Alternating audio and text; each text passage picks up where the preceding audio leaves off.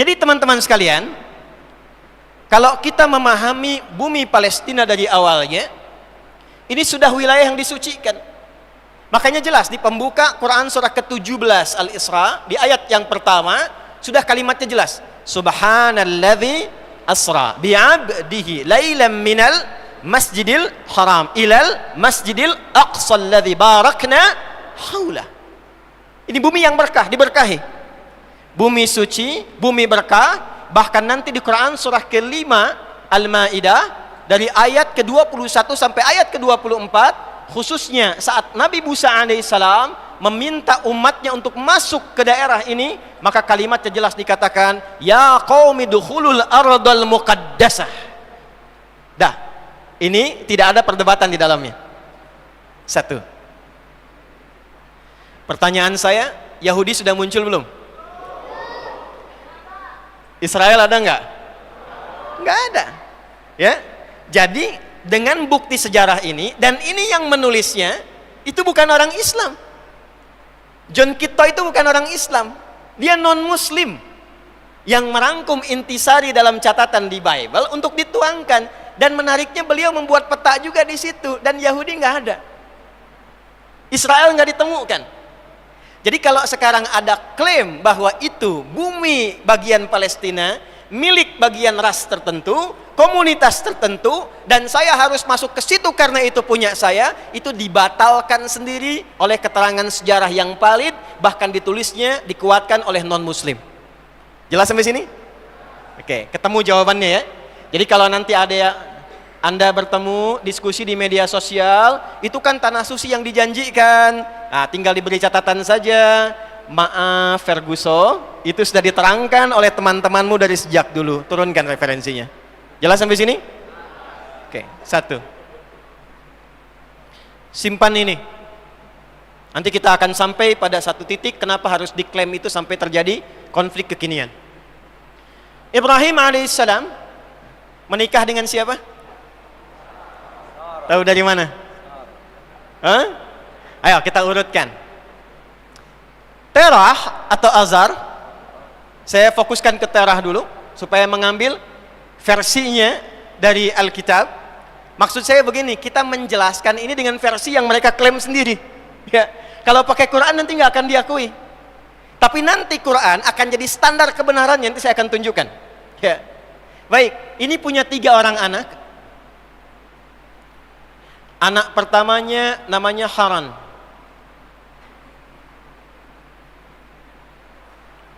Anak keduanya diberi nama dengan nama ayahnya, Nahor.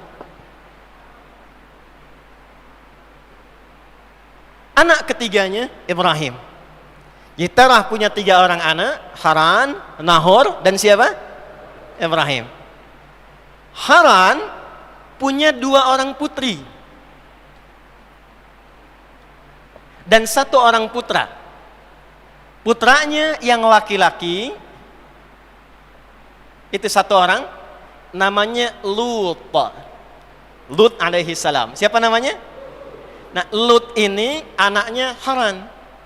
Jadi karena Haran punya adik itu Nahor dan Ibrahim, ini yang bungsunya, maka hubungan Lut dengan ke Ibrahim ini paman, ini keponakannya. Ya. Nanti saat kaumnya Lut itu akan dihukum karena mereka menantang azab, Ibrahim menyampaikan kepada Allah, inna fiha Lut.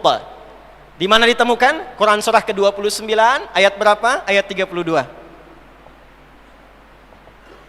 Detil kejadiannya ditemukan di mana? Quran surah ke-51 Az-Zariyat ayat berapa? Kita bisa lihat nanti dari ayat ke-30 sampai seterusnya. Sampai ke-49. Sampai ke kisah Firaun. Sudah. Ini anak laki-lakinya Haran. Anak perempuannya ada 2. 1 Mislah, yang kedua Sarah. Yang kedua Sarah. Jelas? Di masa dulu belum ada ketentuan yang ditetapkan seperti di era Nabi Muhammad SAW yang berlaku sampai dengan kini. Nanti tertuang di Quran surah ke-4 An-Nisa di ayat ke-23. Hurrimat alaikum ummahatukum sampai ujungnya illa ma qad salaf. Ya. Jadi di era Nabi Muhammad sallallahu alaihi wasallam tidak boleh menikahi ibu, jelas, kan? Anak perempuan jelas. Wa banatul akhi wa banatil ukhti. Anak perempuannya adik kita, kakak kita. Tapi kalau dulu yang anak perempuannya kakak dan adik itu tidak berlaku. Masih boleh karena generasi manusianya masih terbatas. Ya, masih ingat anaknya Adam alaihissalam kalau lahir kan kembar itu kan? Karena belum ada manusia lain, ditikahkannya secara silang. Nah, di era ini pun kemudian anaknya Haran yang perempuan yang Sarah dinikahkan dengan Ibrahim alaihissalam. Adapun Mislah dinikahkan dengan Nahor. Maka disinilah ketemu Ibrahim dengan siapa? Sarah. Ibrahim alaihissalam dengan Sayyidah Sarah alaihissalam. Di sini awal ketemuannya. Bertemu satu nasab di sini. Sampai di sini jelas? Nah, saya tarik nafas dulu, kita pelan-pelan dulu. Lihat lagi. Baik. Ibrahim alaihissalam menikah dengan Sarah alaihissalam. Lama belum dikaruniai keturunan. Kemudian mendapatkan trigger dengan hadirnya Hajar alaihissalam. Lalu dinikahkan dengan Nabi Ibrahim alaihissalam. Lahir siapa? Ismail alaihissalam. Ini anak pertamanya. Saya tidak akan bahas Nabi Ismail karena saya akan fokus ke sini dulu. Ya, nanti sudah viral kalau Nabi Ismail melahirkan siapa pada akhirnya? Nabi Muhammad sallallahu alaihi wasallam, ya. Itu nanti keturunan ke-29 dari Nabi Ismail. Ada perbedaan sedikit tapi tidak jauh dari ini. Muhammad sallallahu alaihi wasallam bin Abdullah bin Abdul Muttalib bin Hashim bin Abdul Manaf bin Qusay bin Murrah bin Kilab bin Ka'ab bin Ghalib bin Fihir bin Malik bin Nadar bin Kinana bin Khuzaimah bin Mudrikah bin Ilyas bin Nizar bin Mudar bin Ma'ad bin Adnan bin Addi bin Adri bin Muqawwam bin Nahur bin Tarikh bin Ya'rub bin Yasjub bin Nabit bin Ismail alaihissalam. Ya, coba ulangi. Ya, intinya 29 di situ. Nah, secara cepat Ibrahim alaihissalam dengan Sarah alaihissalam singkatnya mendapatkan keturunan, lalu lahirlah seorang anak diberi nama dengan siapa? Ishak. Lahir Ishak. Apa artinya Ishak? Yang menggembirakan. Ya, yang menggembirakan karena Sarah saat mendapatkan Ishak itu tertawa. Itu ada di Quran surah ke-11 ayat 71. Quran surah ke-11 ayat 71. Wa imra'atuhu qa'imatun fadhahikat fabasyarnaha bi Ishaq. Ya. Jadi dan istrinya Ibrahim alaihissalam tertawa ketika diberi kabar bahwa beliau akan melahirkan. Padahal sudah divonis secara medis, secara klinis, ini maaf monofos dan mandul tidak mungkin punya keturunan. Maka terjadilah apa yang terjadi. Detailnya ada di Quran surah ke-51 ayat 24 sampai ayat 30, paling kanan sebelah bawah. Hal ataka hadithu dhaifi Ibrahim sampai ke bawahnya bi ghulamin alim. Baik, fadhahikat maka Sarah tertawa, maka diberikanlah oleh Allah anugerah seorang anak yang akan memberikan kegembiraan sampai ia tertawa selama hidupnya. Anak yang cerdas, jenius, Ishak. Ini disebut dengan ghulamun alim.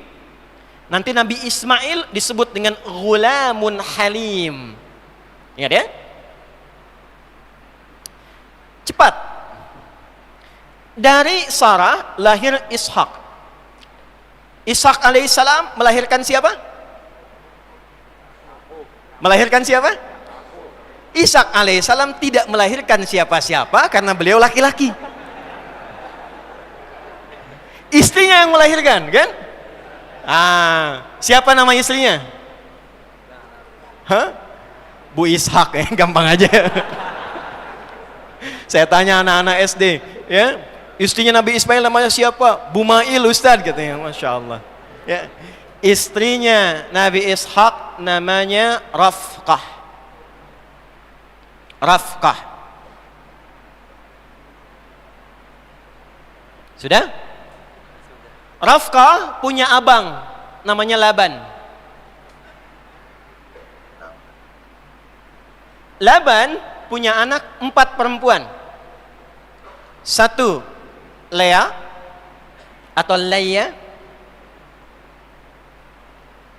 2 Rahil atau Rahilah. Nah, ada versi yang ketiga dan keempat ini bukan anak perempuan aslinya, tapi asisten untuk membantu dua yang di atasnya.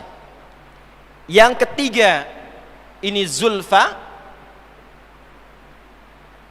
yang keempatnya Bilha atau Balha.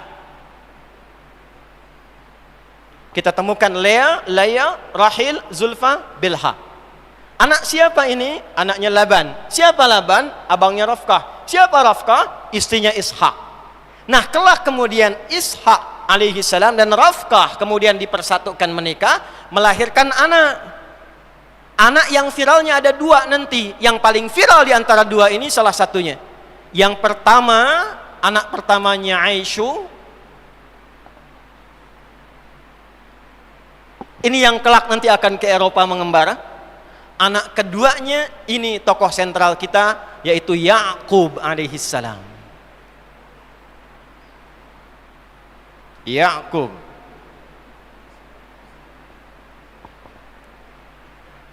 Bingung nggak? Bingung ya? Baik. Di sini ketemu Yakub. Yakub ini seorang nabi, rasul, hamba Allah yang taat. Dan ingat baik-baik, semua nabi dan rasul, mohon izin saya pelankan uraian saya supaya jelas terdengar. Maaf, saya percepat tadi untuk mempercepat diagram ini supaya saya mudah mengantarkan pada isi kajian. Ini baru mukaddimah ya, catat itu ya. Allahu Akbar.